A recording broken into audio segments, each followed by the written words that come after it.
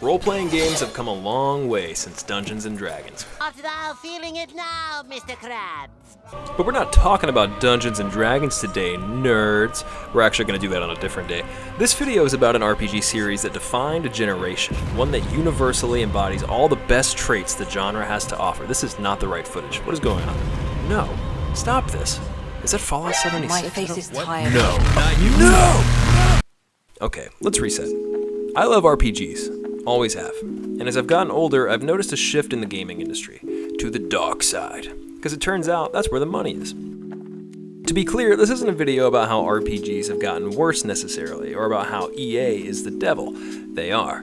It's a celebration of what RPGs can achieve when they focus on the right things. You know, like, not this game. No, that's not fun! For more than a decade now, video game publishers have been obsessed with the idea of open worlds. I mean, is your game even a game if it isn't open world, you idiot? And it's no secret that these giant publishers like EA and Ubisoft often rush their talented developers into making games that end up feeling a bit off. Wide as an ocean, but shallow as a puddle. And as time has proven again and again, no one likes a puddle.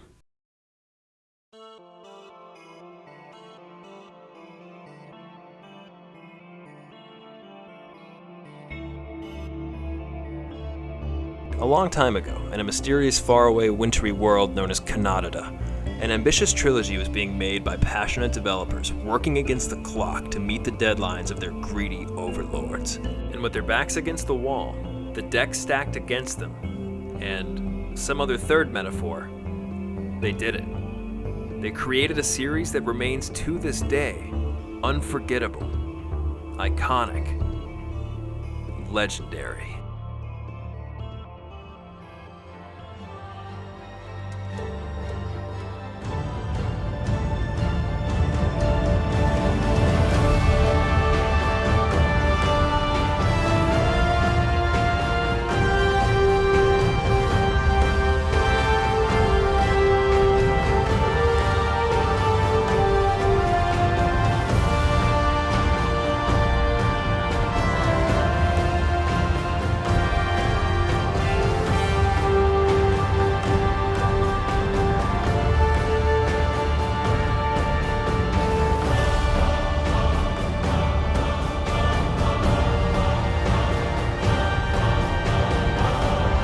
Report to the ship as soon as possible. We're bang, okay?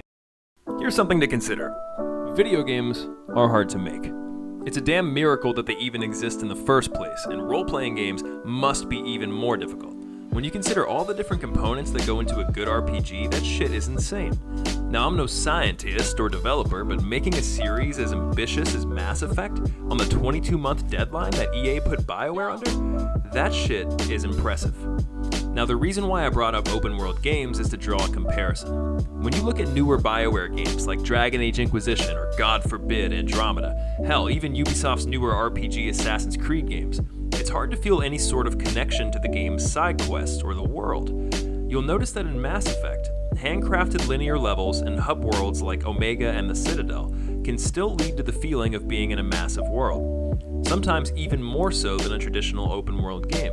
In this series, BioWare managed to embody the philosophy of work smarter, not harder. You're working too hard. The trilogy always manages to feel deeply personal. It bonds you to its unforgettable cast of characters, it takes you to countless unique worlds, and yet it remains a focused science fiction saga about Commander Shepard and his or her crew, fighting to stop an ancient alien threat. You won't spend hours wandering around ticking boxes like in the hinterlands of Dragon Age. We have a galaxy to save, damn it. Alright. So we know that side quests and level design are important. But what else makes a legendary RPG? Obviously that gameplay gotta be on point. Obviously that dialogue needs to slap. Shepard. Rex. Obviously our choices need to be meaningful, like whether or not to punch this reporter in the face. Why is he punch her so hard? And of course, we need our choices to have Consequences. If you shoot me, All that being said, I would argue that the most important component of any good RPG is the thing that BioWare used to excel at the most. I'll fight for you. I'm glad you saw reason. Grunt, you okay? What? Got a minute? Can it wait for a bit? I'm in the middle of some calibrations.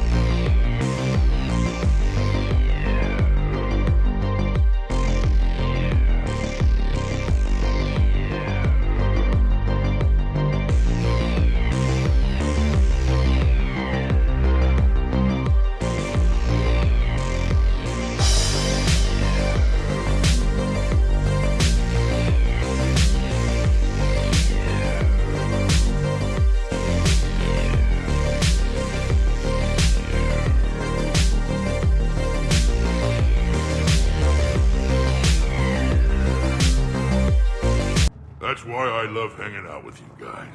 Mass Effect has better characters than any series ever released. Yeah, I said it. You'll drink with them, talk about life with them, showcase your amazing dancing skills with them. You'll fight with them. Some of them you might even have to kill. But ultimately, every hour spent in Mass Effect's Milky Way galaxy is spent in good company. Alright, I know I ramble a lot, so let me explain. Characters can make or break a story. BioWare didn't have a lot of time to make Mass Effect 2 and 3, so they had to get linear with their level design, they had to cut out the filler, and they had to double down on what mattered most, which to them was characters. If you ask me, which you didn't, but I'm gonna tell you, I think there's a reason why Mass Effect 2 is considered BioWare's best game. It didn't deal with a massive plotline. In fact, it mainly focused on smaller stories told centered around the game's main characters. But instead of me continuing to drone on and on at you like some kind of grandpa gamer telling you it used to be better back in my day, I'll just show you what I mean. Kalahira, mistress of inscrutable depths, I ask forgiveness. Kalahira, whose waves wear down stone and sand. Kalahira, wash the sins from this one, and set him on the distant shore of the infinite spirit. This one's heart is pure, but beset by wickedness and contention. Guide this one to where the traveler never tires, the lover never leaves, the hungry never starve. Guide this one, Kalahira, and he will be a companion to you as he was to me. Kolyat? There's something I don't understand. His last moments were those of a hero. Why pray for salvation? The prayer was not for him, Commander. He has already asked forgiveness for the lives he has taken. His wish was for you. A wise game developer once said, "Plot doesn't matter as much as characters." After all, when you look back on your favorite RPGs, what stands out in your memory? For me, it has always been those beautiful, smaller moments between me and the characters I'm fighting alongside. Those memories are what made the Mass Effect Legendary Edition such a beautiful remaster, and it's why I was drawn back to this unforgettable experience. Games are much more than a pastime. They are an interactive medium of storytelling. The best one. They pull us in. And at the end of the day, no game has ever made me feel more connected to a fictional universe than Mass Effect. And all I'm saying, kids, is that a lot of modern RPGs can learn from this game. And hopefully BioWare can too. Because the future of RPGs needs Mass Effect. And that's all I have to say. We've been through a lot, haven't we? But it's been a good ride. The best.